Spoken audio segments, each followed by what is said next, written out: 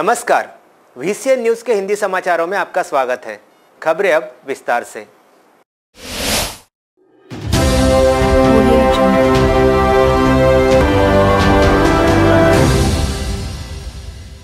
Truck transport ओनरों की हड़ताल से आम जनजीवन प्रभावित होने के आसार।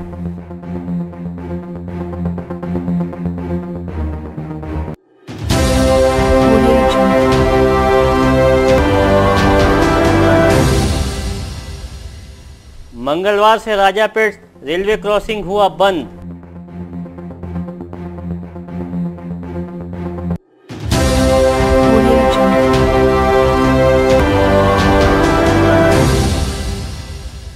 नांदुरा के येरली में पुराने रंजिश के चलते युवक की निर्मम हत्या।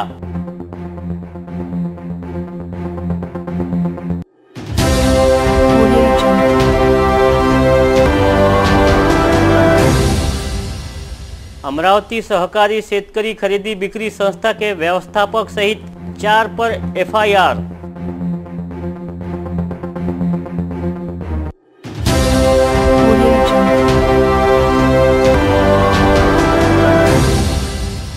केंद्र सरकार की योजना के तहत आगामी दिनों में अमरावती जिले में स्थापित होंगे 50 नए पेट्रोल पंप।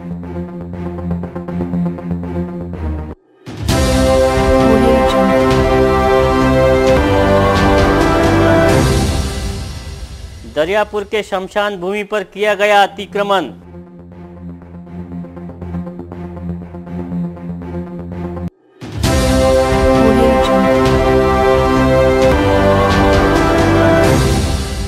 और अमरावती कारागृह के महिला कैदियों से राज्य महिला आयोग की सदस्य ने की मुलाकात।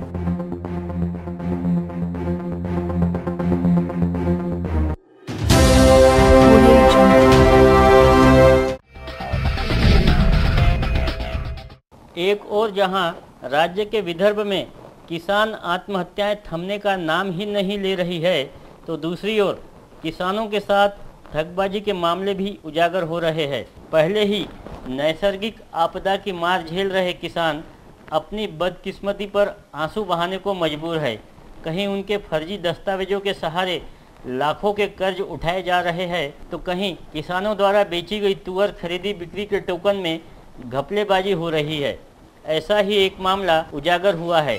यह मामला उजागर होने पर किसानों की सहकारी खरीदी बिक्री संस्था के व्यवस्थापक सहित अन्य 3 कर्मचारियों के खिलाफ धोखाधड़ी का मामला दर्ज किया गया है। इस मामले को लेकर मिली जानकारी के मुताबिक राज्य सरकार ने सरकारी हमी भाव खरीदी योजना अंतर्गत तुअर खरीदी के लिए समर्पण योजना प्रारंभ की है, जिसमें नाफेड़ के जरिए राज्य भर में हमी भाव से तुअर खरीदी की जाती है। अमरावती की सहकारी शेतकरी खरीदी बिक्री संस्था इसमें सब एजेंट के रूप में काम करती है। इस संस्था के तुअर खरीदी केंद्र पर पंजीकरण करने वाले किसानों की 1 फरवरी 2018 से तुअर खरीदी की गई। इस केंद्र में टोकन क्रमांक में अनियमितता होने की तथा किसानों की आधी तुअर ही खरीदी किए जाने की शिकायत जिलाधीश व उप निबंधक कार्यालय से की गई थी, जिसकी जांच गत 4 मई 2018 को पूरी कर अहवाल जिलाधिकारी कार्यालय को सौंपा गया था। अहवाल के अनुसार टोकन प्रणाली में अनियमितता बरते जाने की बात स्पष्ट होने पर मंगलवार को कृषि उपज बाजार समिति के उप निबंधक राजेंद्र तुकाराम पालेकर ने अमरावती शेतकरी सहकारी खरीदी बिक्री संस्था के व्यवस्थापक राजेंद्र गायकी, कर्मचारी गौरव खाड़े, नंदू राजेरामजी वाढोनकर, धीरज सुरेशराव गावंडे, अंकुश अशोकराव कदम के खिलाफ दफा 420 का मामला दर्ज किया है। इनमें संस्था के व्यवस्थापक राजेंद्र गायकी से संपर्क किए जाने पर उन्होंने यह माना कि उनकी देखरेख में चल रहे कार्य के दौरान यह गलती हुई है।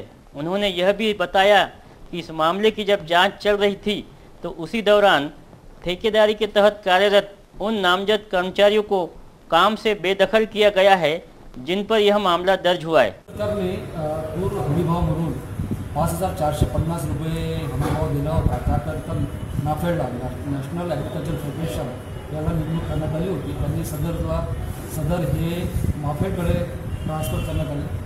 माफडे म्हणजे महाराष्ट्र स्टेट फेडरेशननी जे DO असतात जिल्हा पणन अधिकारी यांच्याकडे त्याचे अधिकार बहाल केलेले आहे। जिल्हा पणन अधिकारी यांनी इथे यासाठी अमरावती जिल्ह्यामध्ये एकूण 12 खरेदी विक्री संघाची स्टाफ यांना नेमणूक केलेली आहे। भातकुलीने अमरावती हे एकच सेंटर ठेवलेलं आहे। तर भातकुली अमरावती याच्या तक्रारी माननीय जिल्हाधिकारी यांना प्राप्त झाल्या होत्या। जिल्हाधिकारी साहेबांनी त्याच्यामध्ये BDR डिस्ट्रिक्ट डेप्युटी रजिस्ट्रार यांना सखोल चौकशी करण्याचे आदेश दिले होते व चौकशी अंती DDR श्री पालेकर यांनी काल रात्री पोलीस स्टेशनला तक्रार दाखल केली। यामध्ये 434 गुन्हा नोंद करण्यात आला असून सदरचा गुन्हा सध्या तपास सुरू। तक्रार अशी होती की ज्या शेतकऱ्यांनी आपले ऑनलाईन अर्ज याच्यामध्ये दाखल केलेले आहे त्या शेतकऱ्याच्या व्यतिरिक्त त्यांच्या तक्रारीच्या आधीच म्हणजे त्यांच्या नोंदणीच्या आधी या कंत्राटी कर्मचारी मॅनेजर व इतर लोकांनी त्याच्यामध्ये ज्यांचे नाव नोंदणी झाले नाही किंवा ज्यांचे नाव मागच्या साईडमध्ये आहे त्यांना वर घेतलेलं आहे म्हणजे त्यांचे नंबर क्रमांक चेंज केलेले। यावरून DDRने त्याची तक्रार दाखल केलेली आहे। यावर 434 भारतीय दंड पुरोगामी महाराष्ट्र के बुल्ढाना जिले के वाकड़ी में मातंग समाज के नाबालिगों को नग्न कर बेदम पिटाई करने की घटना ने संपूर्ण महाराष्ट्र को शर्मसार किया है। अत्यंत निंदनीय घटना ने समाज को बुरी तरह प्रभावित किया है। इस मामले को लेकर पुलिस प्रशासन की ओर से सत्यता की पड़ताल कर दोषियों पर सख्त कार्रवाई करने की मांग अशांत वानखड़े द्वारा की गई है। जामनेर तहसील वाकड़ी गांव स्थित पीड़ित परिवारों से भेंट करने के पश्चात अशांत वानखड़े पत्रकारों से बोल रहे थे। बता दें कि विगत कुछ दिनों पूर्व 2 दलित नाबालिग लड़कों द्वारा कुएं में तैरने के लिए क्यों उतरे, इस कारण से बेदम मारपीट करते हुए दोनों नाबालिगों को नग्न कर उन्हें परिसर में घुमाया गया था। इस घटना की जानकारी मिलने पर पीड़ित परिवार को मिलने समता के नीले बादल सामाजिक संगठन के संस्थापक व अध्यक्ष अशांत वानखड़े पीड़ित परिवार से मिलने गए थे। इस दौरान अशांत वानखड़े ने बताया कि दलितों पर लगातार हो रहे अत्याचारों पर शिकंजा कसने के लिए वे राज्य के गृह मंत्री व मुख्यमंत्री देवेंद्र फडणवीस से मुलाकात कर इस संदर्भ में उन्हें अवगत कराएंगे। जळगाव जिल्ह्यातील वाकडी गावामध्ये अत्यंत दुर्दैवी आणि एक निंदनीय अशी घटना घडली। अल्पवयीन बालकांना विहिरीत पोहायला गेलेले असताना त्यांना प्रचंड मारहाण करून नग्न करून त्यांची धिंड काढणे ही आजच्या सभ्यतेच्या अत्यंत विरोधातली बाब आहे। निंदनीय अपराध आहे, घृणित अपराध आहे आणि या घटनेचा समतेचं निळवादळ या संघटनेच्या वतीने महाराष्ट्रातील तमाम कार्यकर्त्यांच्या वतीने आम्ही निर्भत्सना करतो, तीव्र निषेध करतो आणि आरोपींना कोणत्याही पद्धतीने पाठीशी घालण्याचा पोलिसांनी प्रयत्न करू नये हे आवाहन आम्ही पोलीस यंत्रणेला महाराष्ट्राच्या गृहमंत्र्यांना मुख्यमंत्र्यांना करत आहोत। इस अवसर पर संस्था के अनेकों पदाधिकारी व कार्यकर्ता उपस्थित थे। हमारे संवाददाता फारूक सर की रिपोर्ट। बुल्ढाना जिले के नांदुरा स्थित ग्राम येरली में बीते सोमवार की देर रात एक युवक की लाठियों से पीटकर हत्या किए जाने की सनसनीखेज घटना सामने आई है। इस मामले में एक आरोपी को गिरफ्तार किया गया है जबकि दूसरा फरार बताया जा रहा है। विस्तृत जानकारी के अनुसार पूर्णा नदी के किनारे बसा जिगांव बांध क्षेत्र में आने वाले ग्राम येरली निवासी योगेश ढोंडू घुसे विगत 18 जून की रात 10 बजे अपने घर के पास से जाने के दौरान पड़ोस में रहने वाला दत्ता ओंकार सपकाळ व महादेव ओंकार सपकाळ नामक दोनों भाइयों ने मिलकर किसी पुरानी रंजिश के चलते विवाद करते हुए योगेश पर लाठियों व कुल्हाड़ी से प्राणघातक हमला कर दिया। इस हमले में योगेश घुसे की मौके पर ही मौत हो गई। घटना की जानकारी मिलते ही नांदुरा पुलिस के थानेदार अरुण आगे, उप निरीक्षक सचिन इंगले ने मौका वारदात पर पहुंच आरोपी दत्ता सपकाळ को गिरफ्तार किया और घटनास्थल का पंचनामा कर शव को शासकीय अस्पताल भिजवाया। घटना की शिकायत मृतक योगेश की पत्नी शुभांगी घुसे की ओर से नांदुरा पुलिस थाने में दर्ज कराई गई है। मामले की जांच उप निरीक्षक सचिन इंगळे व उनके सहयोगी कर रहे हैं। पोलीस स्टेशन नांदुरा येथील क्रमांक 319/18 कलम 302-34 भादवी प्रमाणे गुन्हा दाखल आहे। सदर गुन्ह्यामध्ये आरोपी दत्ता सपकाळ व त्याचा भाऊ महादेव सपकाळ यांनी मृतक योगेश गुहे याला कुऱ्हाडीने व काठीने मारून गंभीर जखमी करून त्याला जीवाने ठार मारल्या।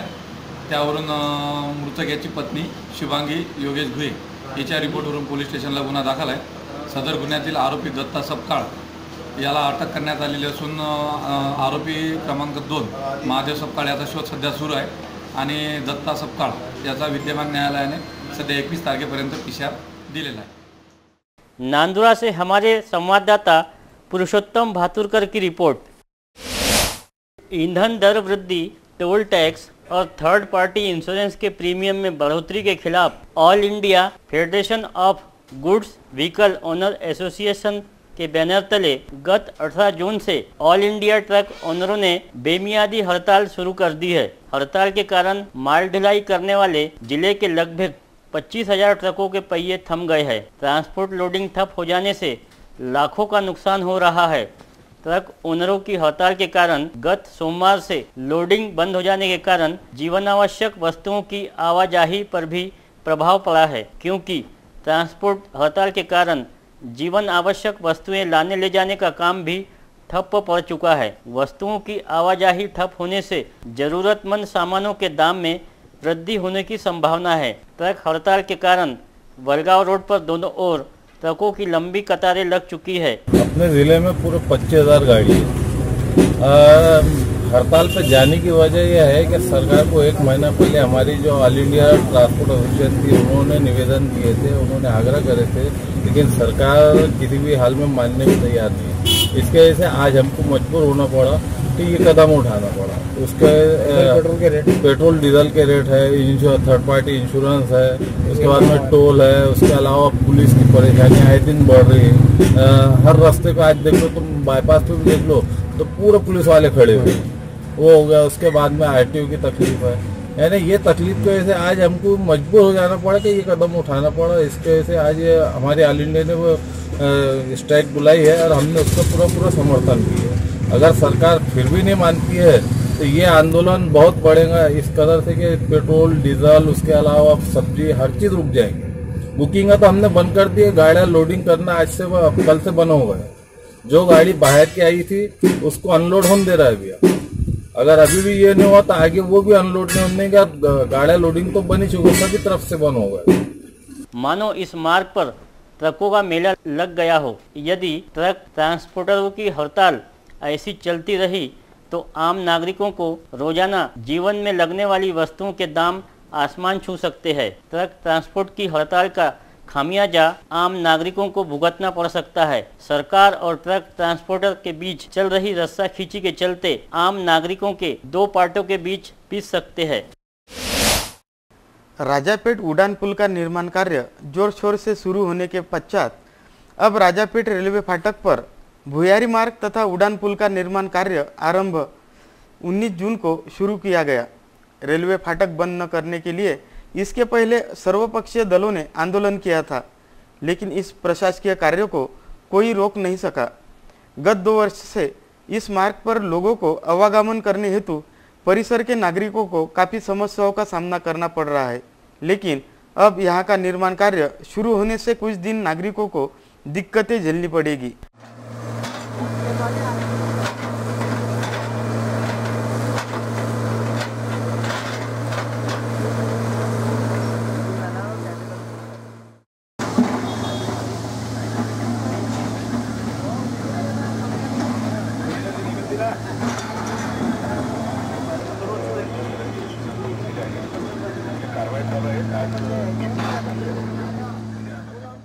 राजापेट गेट पर निर्माण कार्य शुरू होने पर भी कुछ नागरिक अपनी दुपहिया साइकिल द्वारा रेलवे गेट क्रॉस करते नजर आ रहे हैं, जहां पुलिस प्रशासन को भारी दिक्कतें आ रही है। पुलिस प्रशासन द्वारा नागरिकों को समझाया जा रहा है ताकि इस मार्ग का निर्माण कार्य जल्द से जल्द पूरा हो सके। इस निर्माण कार्य दरम्यान यहाँ पुलिस का तगड़ा बंदोबस्त लगाया गया है। सर्व शांतता आहे, सरकारी काम आहे आणि पब्लिक कोणाचा रोष नाही, काय नाही, व्यवस्थित चालू आहे। बाकी काही कोणाचा रोष नाही आहे आणि तरी पण आपण प्रिकॉशन म्हणून बंदोबस्त लावलेला आहे। राज्य महिला आयोग की सदस्य नीता ठाकरे ने मंगलवार को स्थानीय कारागृह पहुंच महिला कैदियों को दी जाने वाली सुविधा का जायजा लिया। राज्य महिला आयोग के आदेश पर नीता ठाकरे विदर्भ जेलों का जायजा लेने के लिए दौरे पर है। सबसे पहले उन्होंने बीते सोमवार को आकुला जेल पहुंच यहां शिक्षारत तथा विचाराधीन महिला कैदियों से जुड़ी जानकारियां तथा उन्हें उपलब्ध की जाने वाली सुविधाओं की जानकारी ली। इसके बाद मंगलवार को नीता ठाकरे स्थानीय कारागृह पहुंची, जहां अधीक्षक कामरे ने उनका भावभीनी स्वागत किया। यहां के महिला कैदियों की बैरक में पहुंच नीता ठाकरे ने सभी महिला कैदियों से प्रत्यक्ष में मुलाकात की और उनकी समस्या जानी, जिसके बाद उन्होंने पत्रकार परिषद में पत्रकारों से अनौपचारिक वार्तालाप में कहा, दौऱ्यामागचा उद्देश असा आहे, महिला आयोगाचं मुळात कामच आहे की महिला ती कुठल्याही क्षेत्रातली असो, तिला कुठल्या प्रकारच्या सगळ्या सोयी काही अडीअडचणी येतात का आणि तिचं जगणं त्या ठिकाणी सहज शक्य आहे की ते कठीण आहे, तर ते तिला सुसह्य करता येईल का, या अर्थाने एकूण सगळ्या कारागृहामध्ये ज्या महिला कैदी आहेत त्यांच्याही जगण्याची चिंता किंवा माहिती निश्चितपणे घेतली पाहिजे असं आयोगाला वाटलं। राज्य महिला आयोग, राष्ट्रीय महिला आयोग, सुप्रीम कोर्ट या सर्वांची ही सारखी मनस्थिती असल्यामुळे हा ड्राईव्ह आम्ही ठरवला आणि आता सर्व कारागृहांना भेटी देऊन त्या ठिकाणच्या महिलांना, कैद्यांना काय सोयी सुविधा आहे, काय अडचणी आहेत आणि त्यावर काय उपाययोजना शासनाने आणि प्रशासनाने, जेल प्रशासनाने केल्या पाहिजे या संदर्भात एकूण चर्चा व्हावी याकरता हा ड्राईव्ह। उन्होंने बताया कि महिला आयोग तथा सुप्रीम कोर्ट के दिशा निर्देश के बाद अन्य सदस्यों को राज्य के अन्य जेलों में सजा याफ्ता तथा विचाराधीन महिला कैदियों को उपलब्ध होने वाली सुविधा जायजा लेने के उद्देश्य से यहां आने की बात नीता ठाकरे ने बताई। उन्होंने बताया कि फिलहाल जेल में 34 महिला कैदियों की क्षमता है, लेकिन मात्र 2 यानी 36 महिला कैदी है। उनके स्वास्थ्य को लेकर की गई पूछताछ में सभी ने कहा है कि सप्ताह में एक बार महिला डॉक्टर जांच हेतु यहां आती है। उन्होंने विशेष तौर पर यह जानकारी दी है कि महिला कैदियों को जो सजा याफ्ता है उनके रिहा होने पर राज्य सरकार के महिला व बाल कल्याण विभाग की ओर से गृह उद्योग प्रारंभ करने 25,000 की मदद राशि दी जा रही है। महिलांना गुन्हा तर होऊन गेलेला आहे, याच्यात काही दुमत नाही आणि चूकच आहे निश्चितपणे, म्हणून त्या शिक्षाही भोगतात आहे। पण ही शिक्षा भोगत असताना जेव्हा त्यांना मनस्ताप होतो, पश्चाताप होतो, तर हा पश्चाताप आणि ही शिक्षा भोगताना त्यांची शिक्षा, त्यांचे दिवस जरा सुसह्य कसे जातील या अर्थाने आणि एकतर मानसिक, दुसरं शारीरिकदृष्ट्याही त्यांना कुठल्या प्रकारचा त्रास होणार नाही या अर्थाने जी काळजी या कारागृहामध्ये घेतली जाते, जसं हायजीन व्यवस्था असेल, जेवणाखाण्याची व्यवस्था असेल, वैद्यकीय स्थितीचा अहवाल त्यांचा ती काळजी घेणं असेल, मानसिक त्यांना उत्थान मिळावं म्हणून सायकियाट्रिस्टच्या ज्या काही भेटी असतील, आता जसं सांगितलं की मंथली पिरियडच्या संदर्भाने महिलांच्या ज्या अडीअडचणी असतात त्या संदर्भाने सॅनिटरी नॅपकिन्सची व्यवस्था असेल आणि या ठिकाणी एक नव्याने चालू केलेला इथल्या प्रशासनाचा उपक्रम आहे, जो रेडिओचा उपक्रम आहे, तो उपक्रम, अशा अनेक गोष्टी या ठिकाणी चांगल्या। खबरों में अब वक्त हो चला एक छोटे से ब्रेक का। कहीं मत जाइए, देखते रहिएगा VCN news. Hotel landmark continental, Saoji व्यंजनों का स्वाद लीजिए स्पेशल सावजी रेस्टोरेंट में।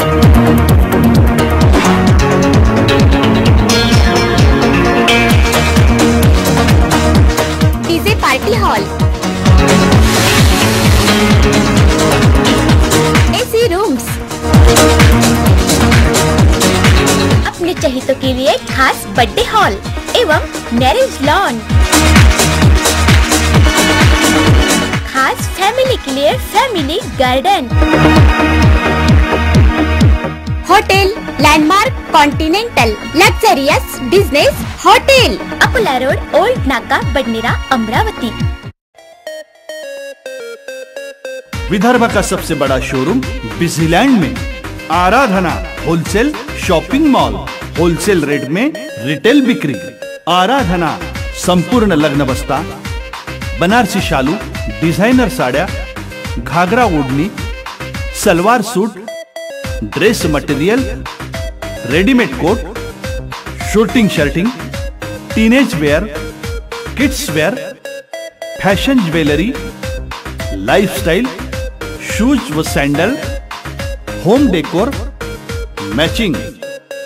लेन number L2, shop number 43 to 48, Busyland complex, Nandgaon Peth, Amravati. Aradhana wholesale shopping mall, wholesale rate में चिल्लर बिक्री। आराधना। ब्रेक के बाद एक बार फिर से आपका स्वागत है। देखते हैं कुछ अन्य खबरें। पूरे देश भर में पानी की किल्लत समस्या आन पड़ी है, जहां पीने के पानी को लेकर लोगों को 5-5 किलोमीटर दूर जाकर पानी उपलब्ध करना पड़ रहा है। और तो और ग्रामीण विभाग में टैंकरों द्वारा पानी पहुंचने पर बूंद बूंद के लिए जनता आपस में भिड़ रही है। यही हाल शहर में भी दिखाई दे रहा है। शहर में हर 2 दिन बाद मजिप्रा की ओर से पानी उपलब्ध कराया जा रहा है, तो दूसरी ओर फूटी नल पाइप से लाखों लीटर पानी सड़कों पर बह रहा है। स्थानीय दसरा मैदान क्रीड़ा संकुल के सामने समर्थ से नवाते चौक तक का रोड निर्माण कार्य शुरू है, लेकिन यहाँ रोड पर लगे पाइप से लाखों लीटर पानी रोड पर आ रहा है। जहाँ बूंद बूंद को शहरवासी तरस रहे हैं, वहाँ इस रोड पर पानी बेकार जा रहा है। प्रशासन को इस ओर ध्यान देने की जरूरत आन पड़ी है। प्रतिवर्ष की तरह इस वर्ष 1 जुलाई से 31 जुलाई के दौरान पूरे अमरावती जिले में वृक्षारोपण का कार्यक्रम आयोजित किया जाएगा। राज्य सरकार के आदेश पर प्रतिवर्ष जुलाई माह में राज्य भर के सरकारी कार्यालयों परिसर में वृक्षारोपण किया जाता है। इस बार अमरावती जिले व शहर को 26 लाख वृक्षारोपण का लक्ष्य दिया गया है। शहर व जिले के सभी शासकीय कार्यालयों के परिसर में वृक्षारोपण को लेकर लक्ष्य निर्धारित किया गया है, जिसमें वन विभाग को कुल 13,50,000, ग्राम पंचायतों को 5,30,000 वृक्षारोपण का लक्ष्य दिया गया है। आगामी 1 से 31 जुलाई के दौरान होने वाले वृक्षारोपण कार्यक्रम को लेकर उप वन संरक्षक हेमंत मीना ने बताया। महाराष्ट्र राज्य में 1 जुलाई से 31 जुलाई के बीच में 13 कोटी वृक्ष लागवण का अभियान वन विभाग की तरफ से शुरू होने वाला है। अमरावती वन विभाग का जो उद्दिष्ट 26 लाख ठहराया गया है और सब जगह 26 लाख गड्ढे इस समय हो चुके हैं। इन सारे यंत्रणाओं के लिए वन विभाग रोपों की उपलब्धता करवाएगा। अमरावती के नागरिकों से का मैं आह्वान करता हूं कि आप सभी लोग इस वृक्ष लागवण की मुहिम में ज़्यादा से ज़्यादा शामिल होइए और अपने आसपास के पर्यावरण के लिए कार्य कीजिए। प्रत्येक व्यक्ति को कम से कम 1 झाड़ तो इस वृक्ष लागवण की मुहिम में लगाना ही चाहिए, ताकि आगे आने वाली पीढ़ी को शुद्ध हवा शुद्ध पानी मिल सके। उप वन संरक्षक हेमंत मीना ने बताया है कि भले ही राज्य सरकार ने जिले भर के शासकीय निम्न शासकीय कार्यालयों में 26 लाख वृक्षारोपण का लक्ष्य दिया हो, लेकिन उनका विभाग 28 लाख वृक्षारोपण की तैयारी कर चुका है। जिले के उन तमाम स्थानों पर 26,20,000 गड्ढे किए जा चुके हैं जहां वृक्षारोपण किया जाएगा। इसमें वन विभाग में 17,39,000, ग्राम पंचायत के तहत 5,33,000 तथा 5,72,000 अन्य शासकीय कार्यालयों में वृक्षारोपण के लिए गड्ढे तैयार किए जा रहे हैं। उप वन संरक्षक हेमंत मीना ने बताया कि 1 जुलाई की सुबह 8 बजे स्थानीय संजय गांधी नगर के वडाली स्थित वन विभाग की 13 हेक्टेयर जगह पर पालक मंत्री प्रवीण पोटे के हाथों वृक्षारोपण की शुरुआत की जाएगी। गौरतलब है कि विगत 2017 में 7,44,000 वृक्षारोपण का लक्ष्य था, लेकिन वन विभाग व सामाजिक वनीकरण विभाग ने 8,81,000 वृक्षारोपण किया था। सामाजिक वनीकरण विभाग के नर्सरी से यह पौधे उपलब्ध किए जा रहे हैं। जिले के कृषि विभाग को 4,60,000, SRPF को 5,000, अमरावती कारागृह को 4,600 तथा पुलिस आयुक्त कार्यालय को 366 एवं पुलिस अधीक्षक कार्यालय को 105 वृक्षारोपण की जिम्मेदारी दी गई है। देश के तीनों प्रमुख तेल कंपनियों द्वारा जहां देश भर में लगभग 25,000 नए डीजल व पेट्रोल पंप प्रारंभ करने का निर्णय लिया गया है, तो वहीं जिले के ग्रामीण क्षेत्रों को 50 नए पेट्रोल पंप उपलब्ध कराए जाएंगे। ऐसी जानकारी विश्वसनीय सूत्रों से मिली है। बताया गया है कि तीनों तेल कंपनियों का जोर विशेष तौर पर ग्रामीण इलाकों में पेट्रोल पंप देने पर दिया गया है। सूत्रों के अनुसार पेट्रोल मंत्रालय देश के ग्रामीण इलाकों में अपना नेटवर्क बढ़ाने पर जोर दे रहा है। अगले माह विज्ञापन के साथ यह प्रक्रिया प्रारंभ होगी। अब पेट्रोल पंप स्थापित करने के लिए पहले की तरह कड़े नियमों को लचीला बनाया गया है। फिलहाल अमरावती जिले में 160 पेट्रोल पंप है। जिले के मुख्य मार्गों से सटी जगहों पर तेल कंपनियों के आउटलेट खोले जाएंगे। जिले के मेलघाट, धारनी, चिखलदरा को पहली प्राथमिकता के साथ ही वरुड़, मोरसी, सेंदुजना घाट के लिए भी आवेदन मंगाए जाएंगे, जबकि शहर से कुछ दूरी पर अंजनगांव बारी मुख्य मार्ग पर भातकुली बडनेरा क्षेत्र के लिए एक विधायक द्वारा 6 पेट्रोल पंप की मांग किए जाने के भी समाचार है। विश्वसनीय सूत्रों की माने तो पेट्रोल पंप पाने के लिए विभिन्न राजनीतिक दलों के पदाधिकारी व कार्यकर्ताओं की ओर से अपने आकाओं को नतमस्तक होने के समाचार है। विशेषकर ग्रामीण इलाकों के राजनीतिक पदाधिकारी अपनी रोड तट जगह पर पेट्रोल पंप के व्यवसाय में उत्साहित दिख रहे हैं, लेकिन सरकार की यह योजना कहीं घोषणा ही न बनकर रह जाए, इस बात की भी चर्चा है। जो भी हो, यदि जिले के ग्रामीण इलाकों में नए पेट्रोल पंप प्रारंभ होते हैं तो इसका फायदा ग्रामीणों को होगा। महाराष्ट्र राज्य परिवहन निगम ने 19 जून को लगभग 1100 नए कामगारों को सेवा मुक्त करने के आदेश दिए, जिससे राज्य में हलचल मच गई और इन 1100 कामगारों के रोजी रोटी का प्रश्न निर्माण हो गया है। प्रसिद्ध पत्रक द्वारा प्राप्त जानकारी के अनुसार 8 और 9 जून 2018 को गैर हाजिरी रहने वाले नए कामगारों जैसे चालक, कम वाहक, सहायक एवं अनुकंपा तत्व पर लगे हुए कामगारों को काम बंद आंदोलन में समाप्त होने के कारण का हवाला देते हुए 19 जून से राज्य के विविध डेपो के लगभग 1100 नए कामगारों को उनकी सेवा से मुक्त करने के आदेश जारी किए। बताया जा रहा है कि यह आदेश मध्यवर्ती कार्यालय की ओर से दूरध्वनि द्वारा आदेश प्राप्ति के पश्चात सेवा मुक्ति के आदेश दिए गए हैं। दर हकीकत यह है कि किसी भी कामगार को तड़क फड़क सेवा मुक्त करना नहीं, यह उद्देश्य राज्य परिवहन निगम में शिस्त व अपील कार्य पद्धति का कानून ठहरा है। इससे तरतुदी के अनुसार महामंडल में कार्रवाई करने का बंधन है। ऐसा होते हुए भी शिस्त और आवेदन कार्य पद्धति के करतूत का उल्लंघन करके लगभग 1100 नए कामगारों को किसी भी प्रकार की हकीकत जाने बगैर सीधा सेवा मुक्त करने का प्रशासन ने आदेश दिया है। ऐसा समझ रहा है कि प्रशासन की यह कृति कानूनों के खिलाफ है।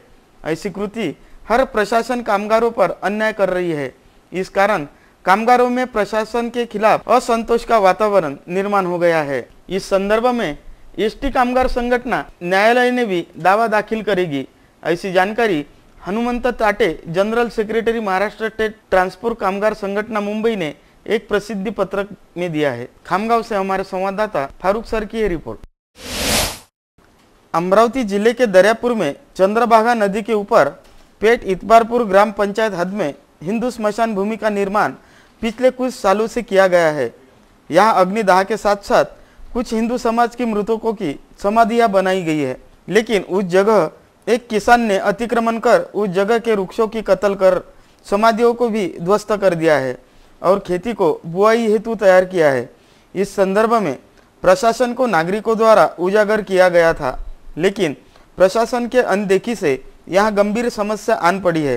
कुछ विशिष्ट हिंदू समाज के मृतकों को यहाँ जमीन में दफन कर समाधि बनाने की पुरानी परंपरा है, लेकिन उस जगह पर अल्पसंख्यक व्यक्ति ने जबरन अतिक्रमण करने से नागरिकों में रोष दिखाई दे रहा है। इस संदर्भ में संजय अठवाल, तुषार चौधरी, शंतनु बोरेकर, प्रवीण कावरे, महेंद्र होले, तुषार बायस्कार, सागर शेळके आदि ने मामला दर्ज करने की मांग की। शेतीच्या जागेसाठी वापर करण्यासाठी बाजूच्या मालकाने जे इथं अवैध कब्जा केलेला आहे त्यासाठी मी इथं आलेलो आहो। तर त्या हिशोबाने साहेब शासनाकडे आम्ही तहसीलदाराकडे सुद्धा तक्रार केलेली आहे। तर आम्हाला तहसीलदार साहेबांनी जी कब्रस्तानची जागा होती ती जशी होती तशी करून द्यावं, बस आमची हीच मागणी आहे। इस संदर्भ में दरियापुर तहसीलदार अमोल कुंभारे ने मामले की जांच करने का आश्वासन दिया है। दरियापुर से हमारे संवाददाता किरण होले की यह रिपोर्ट। विदर्भ की संत नगरी शेगांव में हर साल सैकड़ों उत्सव मनाए जाते हैं। उनमें एकादशी पर्व विशेषता से मनाया जाता है। एकादशी के पर्व पर भक्तों को भोजन के अलावा सिर्फ एकादशी उसल का वितरण किया जाता है। श्री कृष्ण अवतार में जब अवतार समाप्ति का क्षण आया, तब श्री कृष्ण जी ने उद्धव जी को एकादशी का महत्व समझाया था। अवतार समाप्ति के बाद भगवान ने कल की रूप में पंढरपुर में अपना अवतार धारण किया। विदर्भ का राजा भीष्मक की कन्या रुक्मिणी का हरण करने के पश्चात श्री कृष्ण भगवान ने निजधाम गमन किया था। दूसरे अवतार में, जो कि श्री विठ्ठल कहलाया जाता है, उन्होंने ही पावन तीर्थ श्री पंढरपुर को अपना निवास स्थान बनाया और भक्त पुंडलिक के वरदान स्वरूप पंढरपुर में ही रुक गए। ऐसे परमात्मा को नमन करने हेतु देश विदेश से लाखों भक्त पंढरपुर पहुँचते हैं। वही न भिखारी पंडरीचा वारकरी के चलते जो कोई पैदल यात्रा करते हैं, उन्हें श्री विठ्ठल परमात्मा सभी सुख प्रदान करते हैं।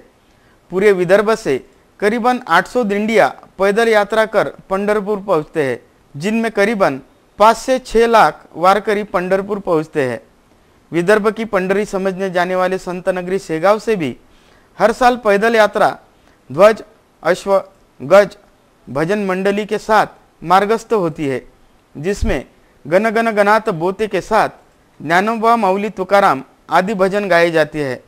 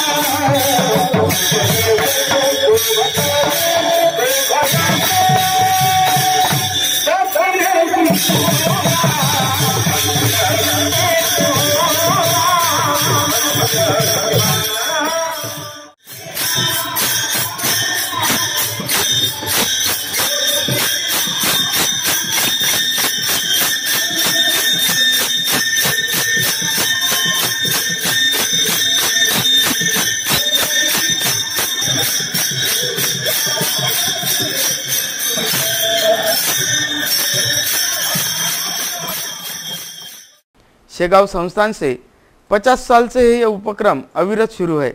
इस साल पारकी प्रस्थान दौरान शेगांव में लाखों वारकरी उपस्थित थे। बुल्ढाना से हमारे संवाददाता महेंद्र मिश्रा की यह रिपोर्ट। 16 जून को हिंदू सूर्य महाराणा प्रताप सिंह की 478वीं जयंती उत्साहपूर्व वातावरण में विविध विधायक कार्यक्रम से मनाई गई। इस अवसर पर टावर चौक में आयोजित कार्यक्रम की अध्यक्षता महाराष्ट्र कुस्तीगीर परिषद के अध्यक्ष तथा समाज विभूषण गोकुल से सानंदा ने की तथा प्रमुख अतिथि के रूप में अखिल भारतीय क्षत्रिय महासभा के प्रदेश अध्यक्ष पंकज सिंह ठाकुर, राजपूत करनी सेना के डॉक्टर शेल के प्रदेश अध्यक्ष डॉक्टर भगत सिंह राजपूत, राणा व्यायाम मंडल के अध्यक्ष रविंद्र सिंह सानंदा, पूर्व नगराध्यक्ष अशोक सिंह सानंदा, पूर्व नगराध्यक्ष कमल सिंह गौतम, अखिल भारतीय क्षत्रिय महासभा के जिला अध्यक्ष दर्शन सिंह ठाकुर, क्षत्रिय राजपूत समाज अध्यक्ष प्रमोद सिंह पाटिल, अभा क्षत्रिय महासभा की महिला प्रदेश उपाध्यक्षा श्रीमती भारतीताई सिसोदिया, पूर्व नगराध्यक्ष अलका देवी सानंदा, सुरेश सिंह तोमर आदि उपस्थित थे। संचालन विश्वपाल जाधव ने किया तथा आभार प्रदर्शन डॉक्टर आर.के. राजपूत ने किया। इसके पश्चात जय राणा की घोष में टावर चौक से विशाल मोटरसाइकिल रैली निकाली गई। खामगांव से हमारे संवाददाता फारूक सर की यह रिपोर्ट। हिंदी समाचारों में आज के लिए बस इतना ही। विदर्भ से जुड़ी तमाम जानकारी जानने के लिए देखते रहिए विदर्भ का सर्वश्रेष्ठ न्यूज चैनल VCN न्यूज। नमस्कार।